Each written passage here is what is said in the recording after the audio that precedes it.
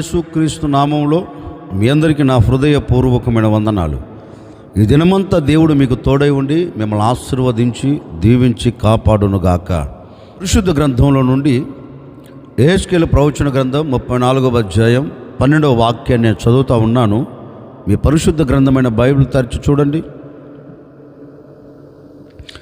తమ గొర్రెలు చెదిరిపోయినప్పుడు కాపరులు వాటిని వెదుకున్నట్లు నేను నా గొర్రెలను వెదకి చీకటి గల మబ్బు దినమందు ఎక్కడెక్కడికి అవి చెదిరిపోయినో అక్కడ నుండి నేను వాటిని తప్పించి.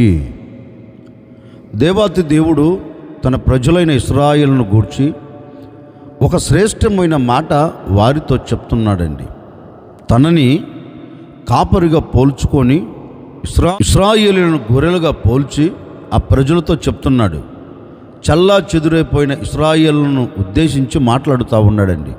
ఇశ్రాయేలు వారులారా, కాపరి తమ మంద చల్లా చెదురై చెట్టుకొకటి పుట్టకొకటి గుట్టకొకటిగా మార్చబడినప్పుడు ఆ కాపరి ఆ మందని ఏం చేస్తాడంటే మరలా ఒక చోటకి చేరునట్లు, మరలా అవన్నీ కలిసి జీవించున్నట్లు కాపరి ఏం చేస్తాడు అంటే ఎక్కడెక్కడికి ఈ మంద చెదిరిపోయిందో ఆ చెదిరిపోయిన మంద అంతటిని ఏ విధంగా అయితే వెదికి, ఏ విధంగా అయితే శత్రువుల చేతుల్లో పడకుండా, మృగాల బారిన పడకుండా ఏ విధంగా అయితే మందను కాపాడుకుంటాడో, ఒక కాపరి మంద మీద అంత బాధ్యత కలిగిన వాడై తమ మంద మృగాల బారిన పడకుండా తమ మందను ఏ విధంగా అయితే కాపాడుకుంటాడో అట్లాగే నేను కూడా, మీరు నా గొర్రెలు, గొర్రెపిల్ల రక్తంతో విమోచించబడిన వారు,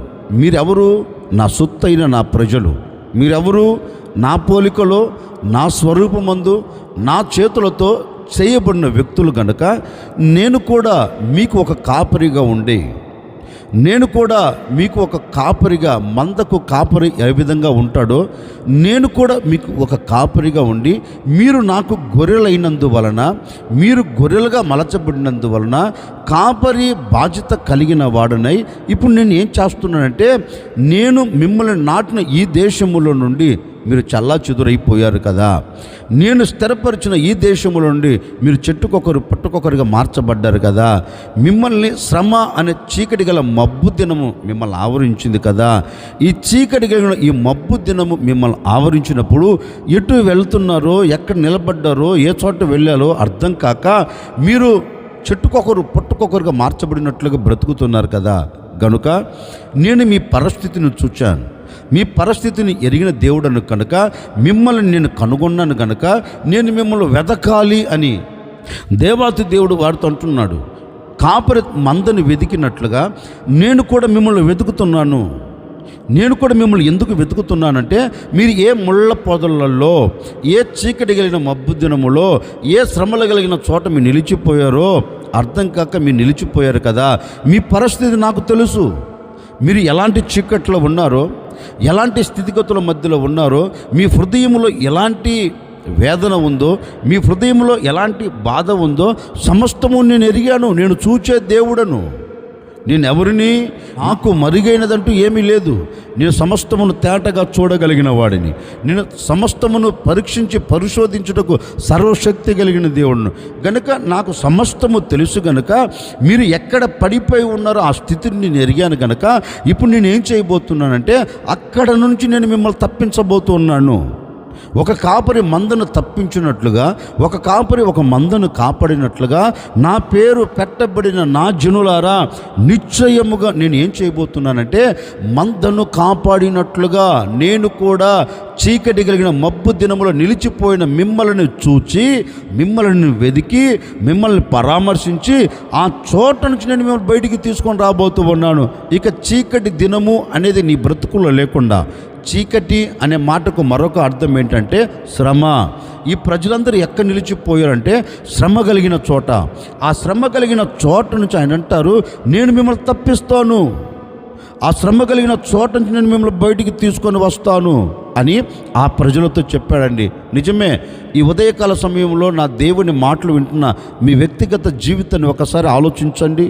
గడిచిన దినాలు ఏ చీకటి మబ్బు దినాలు నీ కుటుంబాన్ని ఆవరించాయో, చీకటి దినాలు నీ పిల్లలను ఆవరించాయో, ఏ చీకటి దినాలు నువ్వు చేస్తున్న వ్యాపారమే కావచ్చు, నువ్వు చేస్తున్న చేతి పనే కావచ్చు, నీ ఆత్మ సంబంధమైన జీవితమే కావచ్చు, నీ పిల్లల జీవితమే కావచ్చు, ఏ చీకటి మబ్బు దినాలు నీ కుటుంబాన్ని ఆవరించి ముందుకు వెళ్ళనివ్వకుండా, వెనకకు రానివ్వకుండా, నీవు అక్కడే పతనమైపోయేటట్లుగా నిన్ను ఏ చీకటి దినాలు అలుముకున్నాయో, ఏ శ్రమ దినాలు అలుముకున్నాయో, ఇక ఆ చోట నుంచి బయటికి రాలేను అనే స్థితిలో నీవు ఉన్నావేమో. అందుకే పరిశుద్ధ గ్రంథంలో కూడా ఒక మాట రాయబడిందండి. మన పితరుడైన యాకోబు జీవితంలో కూడా ఒక చీకటి దినం ఎదురుపడింది. యాకోబు చీకట్లో నిలిచిపోయాడు. కానీ యాకోబు మనసులో ఒక ఆశ లేదు. ఆశలు విఫలమైపోయాయి. ఆశ ఇక నెరవేర్చబడదని అతనికి తెలుసు. ఎందుకంటే అతడు నిలిచి ఉన్న స్థలం ఎలాంటిదంటే ఒక భయంకరమైన స్థలం. ఇక ముందుకు వెళ్ళలేక, వెనకకు రాలేక యాకోబు మధ్యలో నిలిచిపోయాడు. ఏం చేయాలో అర్థం కాక ప్రాణాన్ని గుప్పెట్లో పెట్టుకొని, రేపటి దినాన్ని నేను చూడలేను, రేపటి రోజు నేను నిలబడలేను, ఈ అరణ్యంలో ఏదో ఒక విషపూరితమైనది, ఏదో ఒక మృగం నన్ను చంపేయక మానదు, మరొక దినం నేను చూడలేను అనే నిస్సహాయ స్థితిలో పడిపోయాడండి. ఇక నిరీక్షణకు ఆధారమే లేదు. నిరీక్షణను కోల్పోయాడు. ఆధారము లేని చోట యాకోబు నిలిచి ఉన్నాడు. ఆధారం లేని చోట యాకోబు గొప్పగా కోల్చబడ్డాడు. గమ్యము చారలేను, నేను గమ్యాన్ని చూడలేను అనే నిస్సాయ స్థితిలో యాకోబు గొప్పగా కోల్చబడిపోయాడండి. కానీ యాకోబును దేవాతి దేవుడు వదిలిపెట్టాడండి. అందరూ విడిచిపెట్టారు, అందరూ దూరం అయిపోయారు. ఒంటరితనములో నిలబడిపోయాడు. ఒంటరితనములో కన్నీరు కారుస్తున్నారు. నా అనే ఏ ఒక్కడు అతను పలకరించలేకపోయాడు. అతను నిలబడిన చోటు కూడా ఎవరు కంటికి కనపడలేని నిశీది స్థలం అండి. ఎవరు అతన్ని పరామర్శించలేని ఒక ఎడారి. యాకోబు జీవితం మొత్తం ఎడారిగా మారిపోయింది. అలాంటి స్థితుల్లో దేవుడు అతన్ని కనుగొన్నాడు. దేవుడు అతని స్థితిని చూచాడు. అయ్యో, నా కుమారుడు ఈ చీకట్లో నిలిచిపోయాడు, నా కుమారుడు ఈ ఒంటరితనం నిలిచిపోయాడు, కనుక నా కుమారుని నేను విడిచిపెట్టవద్దు, నా కుమారుని నేను విడిచిపెట్టకుండా నేను అతని పక్షమును నిలబడాలని దేవుడు యాకోబు జీవితంలో, చిమ్మ చీకట్లో నిలబడిన యాకోబు జీవితంలో చిరుదీపంగా దేవుడు ప్రత్యక్షమయ్యాడండి. చిరుదీపంగా దేవుడు ప్రత్యక్షమై యాకోబుతో ఒకటి అంటున్నాడు, ఎవరు లేడని భయపడవలసిన అక్కర్లేదు, ఎవరు లేడని కృంగిపోవలసిన అక్కర్లేదు, ఈ సమయంలో నేను నీ పక్షమున ఉన్నాను అని యాకోబుతో ప్రేమతో మాట్లాడటం. యాకోబును పరామర్శించాడు, యాకోబు ప్రక్క నిలిచాడు, యాకోబును గమ్యము చేర్చి ఆశీర్వాదానికి నాంది పలుకున్నట్లుగా, దీవెనను చూచినట్లుగా యాకోబు జీవితాన్ని నవనూతనంగా దేవుడు మార్చాడండి. ఎప్పుడన్నా యాకోబు తలంచాడా, మరొక దినాన్ని నేను చూడగలుగుతాను, మరొక దినమును నిలబడుతాను అని ఎప్పుడన్నా ఆలోచించాడండి? యాకోబు మనసులో నాటుకుపోయింది ఒకటే, ఇక ఈ శ్రమల మధ్యలో నుంచి నేను బయటికి రాలేను, ఈ చీకట్లోంచి నేను బయటికి రాలేను. కానీ అలాంటి పరిస్థితులలో నుండి దేవుడు అతన్ని బయటికి తీసుకొని వచ్చాడండి. ఓ సేవకుడిగా ఈ ఉదయకాల సమయంలో నేను కూడా మీతో చెప్పాలనుకున్న మాట ఏంటంటే, యాకోబు ఆలోచించినట్లుగా నేను ఒంటరిగా నిలిచిపోయాను, నా అనుకున్నవాడు ఎవడు నన్ను పలకరించట్లేదు, నా అనుకున్నవాడు ఎవడు నాతో మాట్లాడట్లేదు, నా అనుకున్న ఏ వ్యక్తి కూడా నన్ను అక్కున చేర్చుకోలేదు, నన్ను కన్నవారు నన్ను వదిలిపెట్టారని ఒకవేళ నిస్సాయ స్థితులు నువ్వు పడిపోయావేమో, ఈ ఒంటరితనములో ఎవరు నాకు జంటగా నిలబడతారని కన్నీరు కారుస్తున్నావేమో, ఇంటి మీద ఉన్న ఒంటరి పిచ్చుకోవలే ఒకవేళ మూగ వేదనతో మూలుగుతున్నావేమో, ఎవడు పరామర్శించక, నీ ఇబ్బందుల మధ్యలో ఎవడు నిన్ను పలకరించక, నీ కష్టాల మధ్యలో ఎవడు నీకు ఓదార్పునివ్వక, నీ కన్నీల మధ్యలో ఎవరు నేను ఉన్నాను అని నీ వెన్ను తట్టక, నీవు పడి ఉన్న ఆ స్థితిని చూచి ఒకవేళ నీ దాటుకుంటూ వెళ్ళారేమో, ఒకవేళ చుట్టూ శ్రమలు ఆవరించి ఆ శ్రమల మధ్య నువ్వు గొప్పగా కోల్చబడి ఒకవేళ మూగ వేదనతో నీవు నిలిచిపోతున్నావేమో, నాకు తెలియదండి. ఈ ఉదయకాల సమయంలో నా ప్రభునితో చెప్పక్కనే చెబుతూ ఉన్నారు, భయపడవలసిన అక్కర్లేదు, జడియవలసిన అక్కర్లేదు. నిశ్చయముగా యాకోబునకు చిమ్మ చీకట్లో తోడై ఉండినట్లుగా, ఇశ్రాయేలుకు చిమ్మ చీకట్లో తోడై ఉండి గమ్యము చేర్చినట్లుగా ఈ దినము నా ప్రభు నీ చీకటి లాంటి శ్రమల మధ్యలో నా ప్రభు నీతో కూడా నిలిచి ఉండబోతూ ఉన్నాడు. మబ్బు దినము లేకుండా కొట్టివేయబోతూ ఉన్నాడు. మబ్బు లాంటి చీకటి లాంటి శ్రమలు ఒకవేళ ఈనాటి వరకు నీ కుటుంబాన్ని అలాగ గొప్పగా కూల్చివేస్తున్నాయేమో, నీవు నీ కుటుంబం, నీకు కలిగినవన్నీ అట్లాగే గొప్పగా కూల్చబడుతూ ఇక నేను బయటికి రాలేను, మరొక దినాన్ని చూడలేను, ఇక నా బ్రతుకు ఎంతే అని నిస్సాయస్థితిలో పడిపోతున్నావా? నీకే ఒక శుభవార్త నా ప్రభు చెప్పకనే చెబుతూ ఉన్నారు. ఆ చోట నుంచి నా దేవుడు నిన్ను లేవనెత్తున్నట్లుగాను నీ చీకటి లాంటి బ్రతుకుల్లో, నీ మబ్బు దినము లాంటి బ్రతుకుల్లో, నీ శ్రమ దినము లాంటి పరిస్థితులలో నా దేవుడు చిరుదీపముగా నీ ప్రక్క నిలిచి ఉండబోతూ ఉన్నాడు. ఎలాంటి శ్రమల మధ్య నువ్వు కొట్టబడుతున్నా, ఈడవబడుతున్నా, బంధించబడి, నీవు వేధించబడి, బాధింపబడుతూ ఉన్నా ఆ చోట నుంచి నా ప్రభువుని తప్పించబోతూ ఉన్నాడు. ఆ చోట నుంచి నా దేవుడు నిన్ను వెదకి రక్షించబోతూ ఉన్నాడు. నీ శ్రమను చూచి నిన్ను దాటిపోయేవాడు కాదు, నీ శ్రమను చూచి నిన్ను విడిచిపెట్టేవాడు కాదు, నీ శ్రమను చూచి నిన్ను త్రొక్కేవాడు కాదు. నీ శ్రమను చూచి నీ ప్రక్క నిలిచి నీ వెన్ను తట్టి శ్రమల మధ్యలో నుంచి నేను లేవనెత్తగలిగిన ఏకైక వీరుడు, ఏకైక దేవుడు యేసు ఒక్కడే. ఆ యేసు ఈ ఉదయకాల సమయం నీతో చెప్పకనే చెబుతూ ఉన్నాడు. ఏ చీకట్లో నిలబడిపోయావు, ఏ చీకటి లాంటి బ్రతుకులు నీవు బంధించబడిపోయావు, ఏ శ్రమలు నిన్ను ముందుకు వెళ్ళనివ్వకుండా, వెనకకు రానివ్వకుండా అట్లాగే నిన్ను గొప్పగా కూలుస్తూ ఉన్నాయి. ఇక ముందుకు వెళ్ళలేను అనే నిస్సాయస్థితిలో పడిపోయావా? ఇక వెనకకు రాలేను అనే ఆలోచనతో గొప్పగా కూల్చబడ్డావా? భయపడవలసిన అక్కర్లేదు. నిన్ను ముందుకు నడిపించగలిగిన దేవుడు ఈ దినం నీతో కూడా అడుగులు వేయబోతూ ఉన్నాడు. ముందుకు తీసుకొని వెళ్ళగలిగిన దేవుడు నీ చెయ్యి పట్టుకొని లేవనెత్తబోతూ ఉన్నాడు. ఇక ఏ శ్రమల మధ్య నువ్వు కోల్చబడ్డావో, ఏ శ్రమల మధ్య నువ్వు బంధించబడ్డావో ఆ చోట నుంచి నిన్ను లేవనెత్తగలిగిన దేవుడు, నిన్ను బలపరచగలిగిన దేవుడు, నీ బలహీనతను తీసివేయగలిగిన దేవుడు, నిన్ను బలపరిచి గమ్యము చేరునట్లుగా నీ హృదయంలో ఒక నిరీక్షణ పుట్టించగలిగిన ఏకైక దేవుడు నేను ప్రకటించే యేసు. ఆ యేసు ఈరోజు నీ పరిస్థితిని చూచాడండి. ఒకవేళ కట్టుకున్నవారు చూడలేదేమో, కొన్నవారు చూడలేదేమో, కన్నవారు చూడలేదేమో, ఉన్నవారు చూడలేదేమో, ఎవరు నిన్ను పట్టించుకోలేదేమో, నిన్ను పట్టించుకోగలిగిన దేవుడు ఒకడున్నాడు. నిన్ను పట్టించుకొని అద్దరికి చేర్చగలిగిన దేవుడు ఒకడున్నాడు. ఆ దేవుడు ఈరోజు నీతో చెప్తున్నాడు, భయపడకు. ఎందుకు భయపడతావు? ఎందుకు అధైర్యపరచబడతావు? ఎందుకు కృంగిపోతావు? నేను లేనా? నిన్ను లేవనెత్తగలిగిన దేవుడు నేను లేనా? నిన్ను స్థిరపరచగలిగిన దేవుడు నేను లేనా? చీకటి దినములోంచి వెలుగు కలిగిన దినములో నిన్ను నిలబెట్టగలిగిన దేవుడు నేను లేనా? ఎందుకు భయపడుతున్నావు? భయపడకు.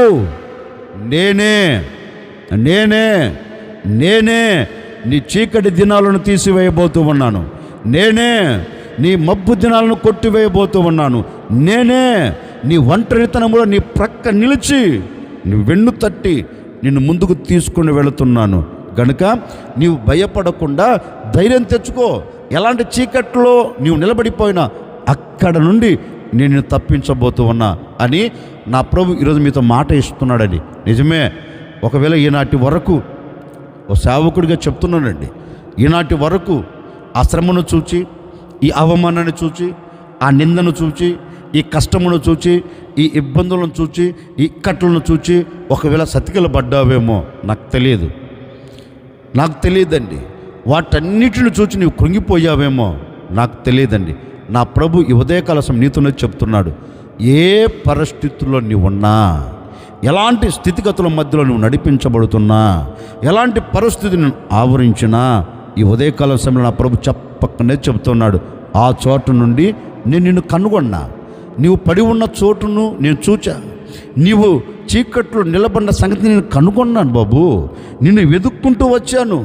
అక్కడి నుంచి నువ్వు తప్పించడానికే, అక్కడి నుంచి నువ్వు బయటికి తీసుకుని వచ్చేదానికే ఎందుకు వెతికాను, ఎందుకు కనుగొన్నానంటే నీవు ఆ చీకట్లో ఉండి నీ ప్రాణము విడవకుండా, ఆ చీకట్లో నువ్వు కలిసిపోకుండా మరొక చోట నిలబడినట్లుగా, వెలుగును చూచున్నట్లుగా, ఆశీర్వాదానికి నాంది పలుకున్నట్లుగా నేను నిన్ను వెతకి, నేను నిన్ను కనుగొని, నేను నిన్ను పరామర్శించి ఆ చీకటి కలిగిన ఛాయలో నుండి, ఆ శ్రమ కలిగిన దినములో నుండి, ఆ పరిస్థితులలో నుండి నేను నిన్ను విడిపించాలని, తప్పించాలని నేను నీ యొద్దకు వచ్చాను.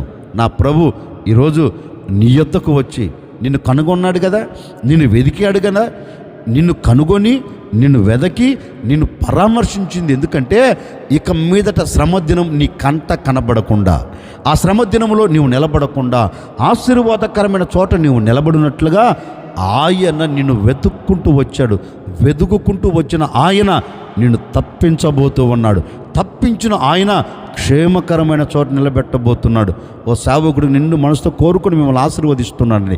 నా ప్రభు నీ శ్రమ దినాలన్నింటిని కొట్టివేసి చీకటి గల మబ్బు దినములను తీసివేసి నా ప్రభు మిమ్మల్ని అందరినీ ఆశీర్వాదకరమైన చోట నిలబెట్టునుగాక. అందుకే ఆయన అంటాడు, ఒక కాపరిగా నేను మీకు ప్రత్యక్షమై, ఒక కాపరి తమ మందను వెదికి తన మందను కాపాడినట్లుగా నేను మిమ్మల్ని వెదకి రక్షించి నేను మిమ్మల్ని చీకటి గల మబ్బు దినములో నుండి తప్పించదను అన్నాడు. ఆయన దేనిని వెతుకుతాడు? వెతికిన ఆయన ఏం చేస్తాడు? క్లుప్తంగా ఒక మాటను మీతో చెప్తాను. లూకా సువార్త 19వ అధ్యాయం 10వ వాక్యాన్ని చదువుతూ ఉన్నాను. నశించిన దాన్ని వెదకి రక్షించుటకు మనుష్య కుమారుడు వచ్చునని అతనితో చెప్పాను. ఆయన దేనిని వెతుకుతాడు అంటే వాక్యం ఉంటుంది, నశించిపోతున్న దానిని వెదకి రక్షించుటకు. ఆయన దేనిని వెతకాలని ఇష్టపడుతున్నాడు? ఆయన ఈ భూమి మీదకి ఎందుకు వచ్చాడు అంటే నశించిపోయినది అనే మాటకు అర్థం ఏంటంటే ఇక పనికి రానిది. ఆయన దేని కొరకు ఈ భూమి మీదకి వచ్చాడు వెతుకుకుంటా? తండ్రి ఇచ్చిన మహిమను, తండ్రి ఇచ్చిన రాజ్యమును, తండ్రి ఇచ్చిన సింహాసనమును విడిచి ఈ భూమి మీదకి ఎందుకు వచ్చాడు? ఎలా వచ్చాడంటే ఈ భూమి మీద ఉన్న మానవుడు నశించిపోతున్నాడు. ఆయన మనసు ఏంటంటే, ఆయన ఉద్దేశం ఏంటంటే ఏ వ్యక్తి కూడా నశించిపోకూడదు. మరి నశించిపోయినది బాగుపడాలి, నశించిపోయిన దాన్ని వెదికి రక్షించాలి అని తన ప్రియమైన కుమారుణ్ణి యేసుక్రీస్తును ఈ భూమి మీదకి పంపాడండి. ఇప్పుడు యేసుక్రీస్తు కూడా వెతుకుకుంటూ వచ్చాడు. ఎవరి కోసం వచ్చాడు ఆయన? పాపుల కోసమే. అంటే పనికి రాని వారి కోసం వచ్చాడు ఆయన. పనికొచ్చే వారి కోసం రాలేదండి. భూమి మీద పాడైపోయిన ప్రజల కొరకు, భూమి మీద నశించిపోతున్న ప్రజల కొరకు యేసయ్య వెతుకుకుంటూ వచ్చాడు. ఒరే, నా స్వరూపం ఎక్కడ ఉంది? నా స్వరూపం కోల్పోయిన ప్రజలకు నేను మరలా నా స్వరూపాన్ని దయచేయాలి, మరలా నా పోలికను నేను దయచేయాలి. ఏ వ్యక్తి నశించిపోకూడదని, మరలా ఆ వ్యక్తిని మహిమ కలిగిన వ్యక్తిగా మార్చాలని, పనికిరాని వ్యక్తి పరలోకంలో నిలబడాలని, పనికిరాని వ్యక్తి పరిశుద్ధ స్థలములో నిలబడాలని, యోగ్యత లేని వ్యక్తి యోగ్యమైన స్థలములో నిలబడాలని యేసుక్రీస్తు నశించిపోతున్న దాని కొరకు భూమి మీద అడుగుపెట్టి వెతుకుతున్నాడు. ఆయన వెతుకుతూ నశించిపోతున్న ప్రతి వ్యక్తిని ఆయన రక్షిస్తూ వస్తున్నాడు. నశించిపోతున్న ప్రతి వ్యక్తి రక్షించబడినట్లుగాను ఆయన అమూల్యమైన రక్తాన్ని కార్చాడు. ఆయన రక్తం ద్వారా ప్రతి మనిషిని పరిశుద్ధపరుస్తూ వచ్చాడు. నశించిపోతున్న ఆత్మకు ఒక విలువను కలగచేశాడు. నశించిపోతున్న ఆత్మను మరల బ్రతికేటట్లుగా చేశాడు. నిత్య నరకములోనికి వెళుతున్న వ్యక్తిని నిత్య నరకములోంచి తప్పించి ఏ స్థలములో నుంచి అయితే గెంటి వేయబడ్డాడో మానవుడు, ఏ స్థలముల్లో నుంచి అయితే దేవునికి దూరం అయ్యాడో, మరలా అదే స్థానంలోనికి దేవుని యొద్దకు తీసుకొని వెళ్ళేదానికి యేసయ్య వెతుకుకుంటూ వచ్చాడండి ఈ భూలోకానికి. యేసయ్య వెతుకుకుంటూ ఈ భూలోకంలో నశించిపోతున్న దాన్ని వెతికి రక్షించుటకు ఆయన మానవుని అవతారంలో భూమి మీద అడుగుపెట్టి ప్రతి మానవుని రక్షించుకుంటూ వస్తున్నాడు. లేఖనములో మనం చదివితేనండి, మన దేవుడు ఎవరు అంటే నశించిపోయిన దాన్ని రక్షిస్తాడు, రక్షించిన దానికి విలువను కలగచేస్తాడు, విలువను కలగచేసిన దాన్ని యోగ్యమైన చోట నిలబెడతాడండి. ఇంకా ఈ వ్యక్తి పనికిరాడు, ఈ వ్యక్తి దేనికి ఉపయోగపడు అనే ఆస్కారం లేదు. ఆయన పనికిరాని వ్యక్తినే ఒక సింహాసనం మీదకి తీసుకొని వచ్చి కూర్చోబెట్టుకు శక్తి కలిగిన దేవుడు. ఈ వ్యక్తి పనికిరాడు అనేదానికి ఆస్కారం లేదండి. దేవుడు తనను ఉపయోగించుకుంటాడు, దేవుడు తనకి యోగ్యతను కలగచేస్తాడు. లేఖనములో కూడా మనం చదివితే దావీదును గురించి లేఖనం చెప్పకుండా చెబుతుంది, అందరి చేత ద్వేషించబడిన వాడండి, అందరూ అతన్ని అవమానపరిచిన వారే. ఇక ఈ వ్యక్తి పనికిరాడు, ఈ వ్యక్తి యోగ్యుడు కాదు, ఈ వ్యక్తి దేనికి ఉపయోగపడడు అని ఇంట్లో ఉన్న తల్లిదండ్రులు చెప్తున్నారు, చుట్టుప్రక్కల ఉన్నవారు చెప్తున్నారు, తన రక్తము పంచుకొని పుట్టిన అన్నలే అంటున్నారు. వీడు దేనికి ఉపయోగపడడండి, దేనికి పనికిరాడు అసలు అని దావీదును అందరు చిన్న చూపు చూచారండి. దావీదును అందరు ఎగతాళి చేశారండి. ఇంటి మొదలుకొని ఊరు వరకు, ఇంటి మధ్యలో నుండి ఊరు మధ్యలోనికి ఎవరిని పలకరించినా అందరు అంటారు ఆడా దేనికి పనికిరాడండి. కన్న తల్లిదండ్రులే చెప్పేశారండి దేనికి ఉపయోగపడడని. అన్నలే అన్నారండి దేనికి ఉపయోగపడరని. ఆ వ్యక్తి దేనికి పనికిరాడండి అనే మాట ఊరు నోట వస్తుంది. ఇక తల్లిదండ్రులు కూడా దేనికి పనికిరాడు కదని 4 గొర్రెలిచ్చి అరణ్యానికి పంపించేశాడండి. కానీ దావీదు ఏ విషయంలో కూడా బాధపడకుండా తన మనసులో ఒకటి నాటుకుపోయింది, ఏదో ఒకరోజు దేవుడు నా మీద దయ చూపెట్టకపోతాడా, ఏదో ఒకరోజు దేవుని కనికరం నా మీదకి రాకపోతుందా, దేవుడు నాతో ఉంటే చాలు కదా అనుకొని అవమానాన్ని భరించి అందరూ మాట్లాడుతున్న మాటలను భరించుకుంటూ ఒంటరిగా బయలుదేరి వెళ్ళిపోయాడు. కానీ ఏ రోజు కూడా దావీదు కలలో కూడా కని ఉండడు, నేను ఇశ్రాయేలుకు రాజుగా మార్చబడుతానని, ఇశ్రాయేలు పరిపాలన చేయగలుగుతానండి, ఈ సింహాసనం మీద కూర్చోగలుగుతాను. ఏరు కూడా దావీదు కళ కూడా కని ఉండడండి. కానీ ఆ దావీదును దేవుడు ఏం చేశాడు, అందరి చేత పనికిరాడు అన్న వ్యక్తే, దేనికి ఉపయోగపడడు అన్న వ్యక్తే, దేనికి యోగ్యత లేనివాడు అని దూషించబడిన వ్యక్తే. కానీ దేవుడు అతనిని చూచాడు. ఒరే అందరి చేత ద్వేషించబడుతున్నాడు కదా, అందరి చేత పనికిరాడంటున్నారు కదా, ఎట్లాగైనా ఇతన్ని సింహాసనం మీద నేను కూర్చోబెట్టాలి అని దావీదు పరిస్థితిని చూచి అతని హృదయాన్ని ఎరిగి అతని హృదయంలో ఉన్న సంగతిని తెలుసుకొని ఇప్పుడు దేవుడు అంటున్నాడు, అతడు నేను కోరుకునినవాడు, అతడు నా హృదయానుసారుడు, అతడు నాకు ఇష్టమైన వాడు గనుక ఇతని మీద నా ప్రణాళిక వేరు. అందరూ పనికిరారు అని చెప్పవచ్చు, అందరూ యోగ్యత లేనివాడని చెప్పవచ్చు, కానీ నేను కోరుకున్న వాడు ఇతనే అని చెప్పాడండి. సాక్షాత్తుగా దేవుడే చెప్పాడు. అప్పుడు సమయంలో కూడా ఒక మాట అని ఉండొచ్చు, అయ్యా ఇంట్లో పనికిరారు అంటున్నారు కదా తల్లిదండ్రులు, దావీదు ఇంట్లో లెక్కలేదు, వీధిలో లెక్కలేడు, అసలు జనాభా లెక్కల్లో లేడయ్యా దావీదు. అందరూ ద్వేషించారు, అందరూ పనికిరారు అంటున్నారు, మరి అలాంటి వాడిని నువ్వు కోరుకున్నావేంటి? అప్పుడు దేవుడు అని ఉండొచ్చు అండి సమూయేలుతో, సమూయేలు అందరూ త్రోసి వేసిన వానినే నేను కోరుకుంటా, అందరూ వ్యతిరేకించిన వానినే నేను నిలబెడతాను. ఈ వ్యక్తి పనికిరాడు అన్నాడు కదా, నేను పనికొచ్చేటట్టుగా చేస్తాను. ఇతడు ప్రయోజకుడు కాదన్నాడు కదా, నేను ఇతన్ని ప్రయోజకుడిగా చేస్తాను. నేను ఎవరిని బాగున్న దాన్ని బాగు చేయటకు రాలా, చెడిపోయిన దాన్ని నేను బాగు చేస్తానికి వచ్చాను, చెడిపోయిన దానికి నేను విలువనిచ్చేదానికి వచ్చాను. పాడైపోయినది బాగు చేయుటకు, పాడైపోయినది పరిశుద్ధ స్థలం నిలబడుటకు, యోగ్యత లేనిది యోగ్యమైన స్థలం నిలబడుటకు నేను ఈ భూమి మీదకి వచ్చాను. కనుక నా మాట విను, నేను కోరుకున్నవాడు ఇతనే, నిశ్చయముగా ఇతని పట్ల నా ఉద్దేశాన్ని నెరవేరుస్తానని దావీదుని, పనికిరాని దావీదును సింహాసనం మీద కూర్చోబెట్టాడు. నశించిపోతున్న దావీదును, పనికిరాడు అని తృణీకరించబడిన దావీదును సింహాసనం మీద కూర్చోబెట్టి ఏలుబడి చేసేటట్లుగా చేశాడండి. నాకు వచ్చిన ఒక డౌట్, ఆ దేశంలో ఎవరు లేరా? ఉన్నారు. కానీ దేవుని కనుదృష్టి ఎక్కడ పడింది? అరణ్యములో ఒంటరిగా నిలబడిన వాని మీద పడింది. అందరూ త్రోసి వేసిన వాడి మీద దేవుని కనుదృష్టి పడింది.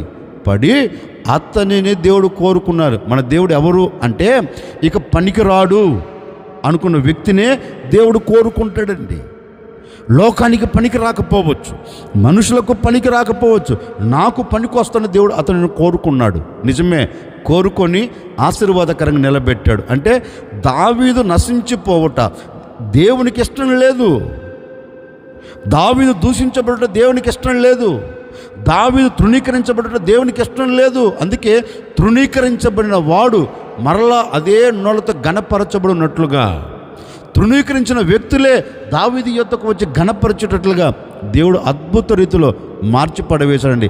ఇప్పుడు దావీదు సింహాసనం మీద కూర్చొని పరిపాలన చేస్తున్నాడు. ఒకవేళ నీ బ్రతుకుల్లో నీవు కూడా ఇప్పటి వరకు నేను పనికిరాను, నేను ఎవరికి ఉపయోగపడను, నన్ను అందరూ నిందిస్తున్నారు, నన్ను అందరూ అవమానిస్తున్నారు అని కృంగిపోవలసిన అక్కర్లేదండి. నువ్వు జడియవలసిన అక్కర్లేదండి. నీవు బాధపడవలసిన అక్కర్లేదు. భయపడకుండా ధైర్యంగా నిలబడు. నా ప్రభు నీ పరిస్థితిని చూచాడు. గడిచిన దినాలు ఎవడు నిన్ను అవమానించాడో, గడిచిన దినాలు ఎవడు నిన్ను కించపరిచి మాట్లాడాడో, గడిచిన దినాలు ఎక్కడ నీవు తలదించుకున్నావో, గడిచిన దినాలు ఎక్కడ నీవు కన్నీరు కార్చావో, గడిచిన దినాలు ఎక్కడ నీవు కృంగిపోయావో, నా దేవుడు నీ పరిస్థితిని అంతటిని చూచాడు. నా దేవుడు నీ స్థితిగతులన్నింటినీ గమనించాడు. గనుక నీవు పనికి రావు అన్న ప్రజల మధ్యలోనే, నీవు యోగ్యుడవు కాదు అన్న ప్రజల మధ్యలోనే నా దేవుడిని యోగ్యతలో నిలబెట్టబోతూ ఉన్నాడు. పనికి రావు అన్న పెదాలే, అన్న నోరే మరలా నిన్ను గణపరచబోతుంది. నిన్ను తృణీకరించిన వారు నీకు సన్మానం చేయబోతూ ఉన్నారు. నిన్ను అవమానించిన వారు నీ మీద అభిమానం పంచేటట్లుగా దేవుడు అద్భుతం చేయబోతూ ఉన్నారు. దేవుని వాక్యం కూడా చెప్పకుండా చెబుతుంది, నేను పనికి రాని దాన్ని వెతికి రక్షించుటకు. ఆయన ఎందుకు వచ్చాడు? ఆయన దేనిని వెతుకుతాడు అంటే పనికి రాని నిన్నే.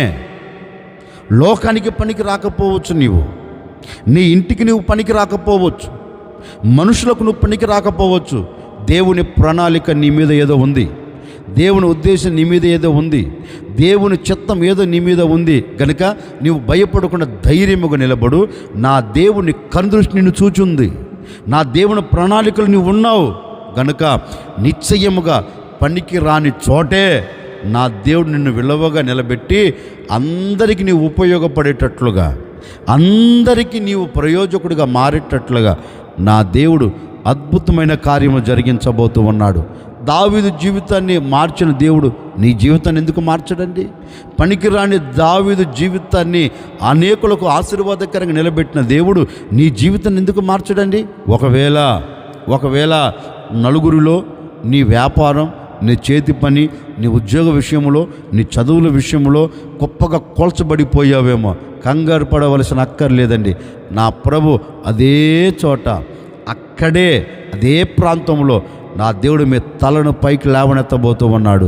నశించిపోయిన దాన్ని అంతటిని మరలా వెదకి రక్షించబోతూ ఉన్నాడు. నీ కుటుంబాన్ని రక్షించబోతూ ఉన్నాడు. నీకు కలిగిన సమస్తం రక్షించబోతూ ఉన్నాడు. ఈ దినము నుండి అద్భుతమైన కార్యం నువ్వు చూడబోతూ ఉన్నావు. అందుకే లేఖనం అంటుంది, కాపరి తమ మందను వెతికినట్లుగా నేను చీకటి గల మబ్బు దినములో నేను మిమ్మల్ని వెదకి మిమ్మల్ని ఆ చోట నుంచి తప్పిస్తాను అన్నాడు కదా. ఆయన దేనిని వెతుకుతాడంటే నశించిపోతున్న నిన్ను, అంటే పనికి రాని నీ జీవితాన్ని ఆయన వెదకి రక్షించి మరలా అనేకులకు ఆశీర్వాదకరంగా ఉండేటట్లుగా ఆయన నీ జీవితాన్ని మార్చునుగాక. ఆశ్చర్యకరుడా, మీకు స్తోత్రాలు చెల్లిస్తూ ఉన్నాము తండ్రి. నిజమే, చీకట్లో నిలబడిపోయి చెదిరిపోయిన గొర్రెను వెదకి రక్షించున్నట్లుగా నీవు మా కొరకు వెదకి రక్షించుటకు దిగి వచ్చారు నాయన. నీవు ఎవరిని వెతుకుతారో, ఎలాంటి పరిస్థితుల్లోని వ్యక్తులను వెతికి రక్షిస్తారో మీ లేఖనాలు సెలవించినట్లుగా, ఒకవేళ ఈ మాటలు విన్న ఈ ప్రజలు చీకట్లో నిలిచిపోయారేమో, చీకట్లో కన్నీరు కారుస్తున్నారేమో, ఏ ప్రజలందరికీ విడుదల కలుగునుగాక తండ్రి. ఒక్కసారి మీ సేవకుల బిడ్డలను ఆశీర్వదిస్తున్నాను. ప్రతి కుటుంబం దీవించబడునుగాక, ప్రతి కుటుంబం ఆశీర్వదించబడునుగాక. అలాంటి కార్యములు జరిగించి ఘనమైన నామమునకు మహిమ తెచ్చుకోమని యేసు నామములు అడిగి వేడుకొనొచ్చున్నాము తండ్రి, ఆమెన్. ఈ దినమంతా నా ప్రభు మీకు తోడై ఉండి మిమ్మల్ని ఆశీర్వదించి మిమ్మల్ని వెదకి తప్పక మీరు కోరుకున్న ప్రతి ఈవులను నా దేవుడు సమృద్ధిగా మీకు దయచేయునుగాక.